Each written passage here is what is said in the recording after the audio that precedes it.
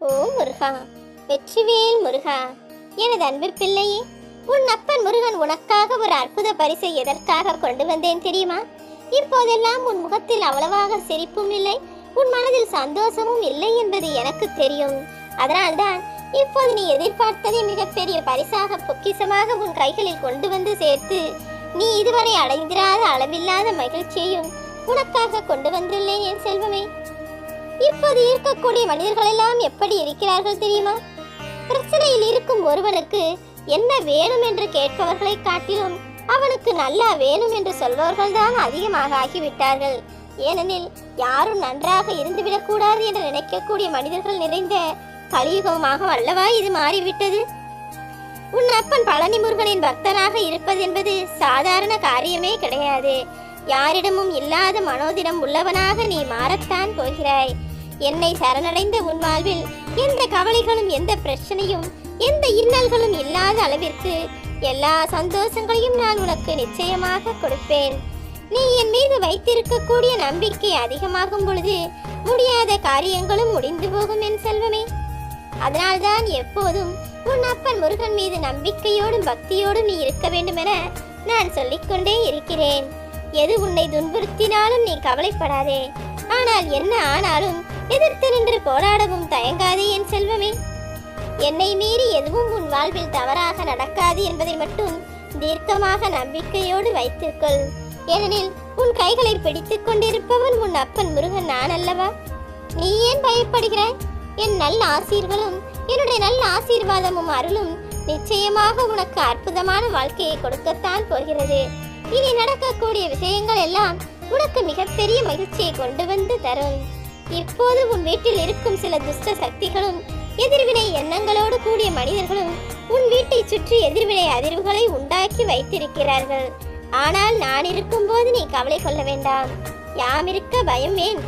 உன் மன நிம்மதியையும் உடல் நலத்தையும் கெடுக்கக்கூடியது எதுவாக இருந்தாலும் யாராக இருந்தாலும் அத்தனையும் நான் சரி செய்வேன். நீ கடுமையாக உழைத்தும் கூட உன் வாழ்வில் எந்த முன்னேற்றமும் இல்லாமல் நீ கஷ்டப்படுவதற்கு இதுதான் காரணம் என் செல்வமே. உன்னை சுற்றி இருக்கக்கூடிய உன் குடும்பத்தில் இருக்கக்கூடிய மனிதர்களே நல்ல எண்ணங்களோடு இல்லாமல் எப்போதும் எதையுமே எதிர்மறை எண்ணத்தோடு யோசிக்கிறார்கள். நல்லது நடக்காது, தவறாய் முடிந்துவிடும், அது கிடைக்காது, இது நடக்காது என அவர்கள் எதிர்மறையாய் பேசிக் கொண்டிருப்பதால் தான் உன் வீட்டை சுற்றிலும் எதிர்மறை ஆற்றல் அதிகமாக இருக்கிறது. நீ கவலை கொள்ளாதே. அத்தனையையும் சரி செய்து உன் வாழ்வில் சந்தோஷங்களை நான் கொடுப்பேன். உனக்கு நான் கொடுக்கக்கூடிய வாய்ப்புகளை மட்டும் புறம் தள்ளிவிடாமல் நீ எதிர்பார்த்ததை நான் உனக்கு கொடுப்பேன் என்கிற நம்பிக்கையோடு எல்லா விஷயங்களையும் செய்து கொண்டு கடமைகளையும் பொறுப்புகளையும் சரியாக செய்து வா. எவ்வளவு கஷ்டப்பட்டாலும் எவ்வளவுதான் உழைத்தாலும் வாழ்க்கை எப்போதும் சறுக்கி விடுகிறதே என நீ மன உளைச்சலுக்கே ஆளாகிவிட்டாய். கலங்காதே. நடந்து கொண்டிருக்கும் எதையும் மாற்ற முடியாது என் செல்வமே. வாழ்க்கை என்றால் அதில் வெற்றியும் இருக்கும், தோல்வியும் இருக்கும். பிரச்சனைகளால் இப்போது நீ சறுக்கி இருப்பதை போல காட்டினாலும் நாளை எல்லாம் சுலபமானதாக சரியானதாக மாறப்போகிறது. சறுக்கிய வாழ்க்கையிலிருந்து சரியான வாழ்க்கைக்கு வரப்போகிறாய். உன்னை ரணமாக்கி கொண்டிருக்கும் உன் வாழ்க்கையை நான் சரி செய்து என் அருளாசியால் மலை போல வெற்றியை உனக்கு கொடுப்பேன். நான் இல்லாமல் உன்னால் எப்படி ஒரு நிமிடம் கூட தனியாய் நிம்மதியாய் இருக்க முடியாதோ அப்படித்தான் என் அன்பு குழந்தையான உன்னை பிரிந்தும் என்னால் ஒரு நொடி கூட இருக்க முடியாது என் செல்வமே. நடப்பதைத்தானே மாற்ற முடியாது, ஆனால் நீ நினைப்பதை மாற்றிக்கொள்ளலாம் தானே.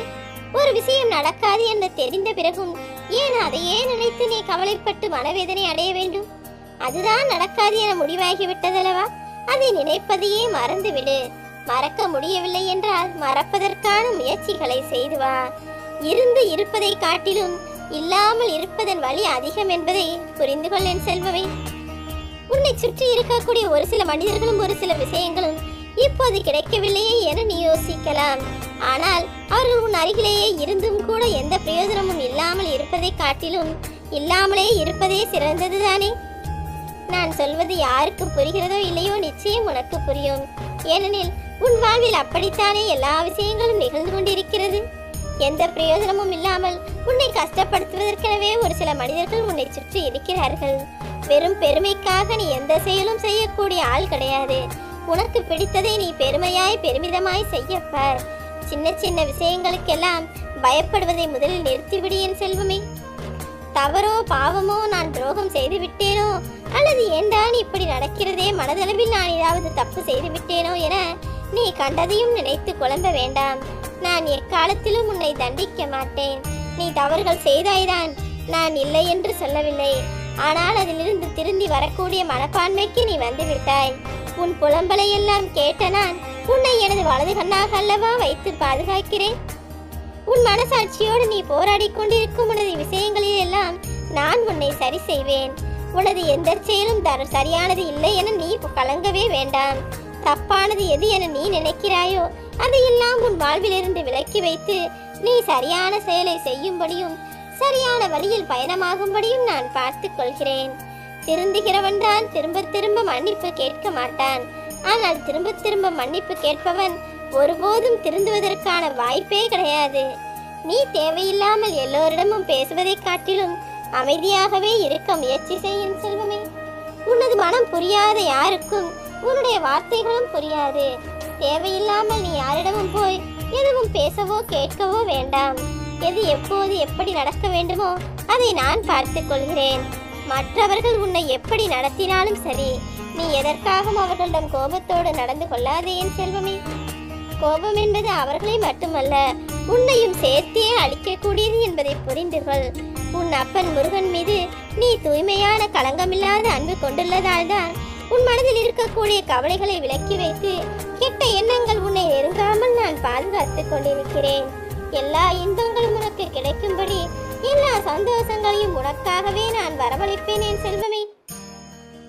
நீ ஒருபோதும் எதை நினைத்தும் கவலை கொள்ளக்கூடாது. அத்தனை மனபாரத்தையும் என்னிடம் விட்டுவிட்டு நீ நிம்மதியாய் வாழ்வதற்கான வேலைகளை மட்டும் செய்யப்பார். எல்லா கஷ்டங்களும் எப்படி சரியானது என நீ ஆச்சரியப்படக்கூடிய விதத்தில் உனது பாரங்களை எல்லாம் நான் இறக்கி வைக்கப் போகிறேன். முயன்று பார்க்காமலேயே வாழ்க்கை கஷ்டமாய் இருக்கிறது, வாழ்க்கை முடிந்து விட்டது என தவறாக நினைக்காதே. கொஞ்சம் முயற்சி செய்து பார், நிச்சயமாக வாழ்க்கை உன் வசப்படும். நீ நினைத்ததுதான் உன் வாழ்வில் நடக்கும்.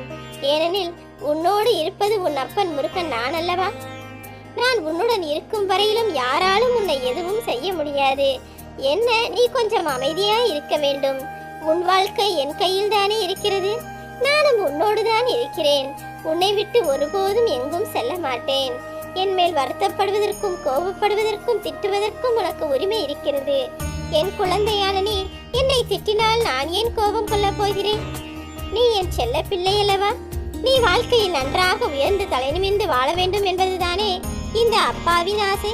அதற்கான பரிபூரண ஆசீர்வாதங்களையும் நான் கொடுத்து விட்டேன். ஆனால் நீதான் எதுவும் நல்லதாகவே நடக்கவில்லை என உன் அப்பன் என் மீது வருத்தத்தோடு இருக்கிறாய். கூடிய விரைவில் நான் உனக்கு நல்லதுதான் செய்தேன். இப்போது நடப்பதெல்லாம் நல்லதாகத்தான் நடக்கிறது என்பதை நீயே புரிந்து கொள்வாய். ஓ முருகா.